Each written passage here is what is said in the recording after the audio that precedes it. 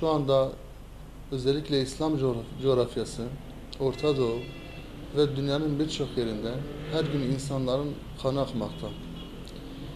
Arap Baharı ile başlayıp maalesef bugün Orta Doğu'da kan gölüne dönüşen bu süreç işte malumunuz Akdeniz sularında mülteci konumundaki mahzun insanların boğulup karaya vurduğu, cesetlerin karaya vurduğu bir zamanda ve yine özellikle Türkiye'nin doğusunda her gün birkaç tane insan hayatını kaybetmesiyle gencecik çocukların mayına basarak paramparça olmalarıyla her gün İslam coğrafyasında binlerce insanın kanı döken emperyalist güçler, Siyonist Yahudiler, evangelist zihniyetteki Hristiyanlar maalesef her gün Müslüman kanı döktükten sonra da çıkıp barış havarisi kesiliyorlar.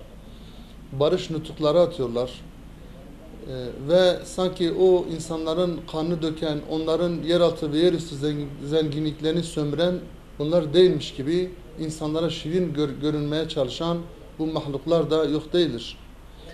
Elbette ki artık insanlarımızın bunları görmesi gerekiyor, bunları tanıması gerekiyor.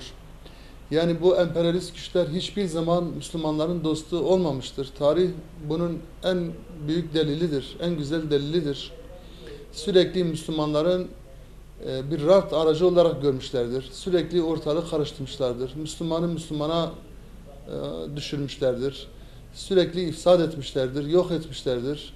Bu vesileyle hem Müslümanların yeraltı, yerüstü zenginliklerini sömürmüşlerdir ve hem de ciddi anlamda silah tüccarları burada ciddi işler yapmışlardır. Dolayısıyla biz her gün insanları katleden, her gün insanların yağmalayan, sömüren bu zihniyetin barış nutukları atmasını, barıştan yana görünmelerini, halkı aldatmalarını da bu şekilde lanetliyoruz.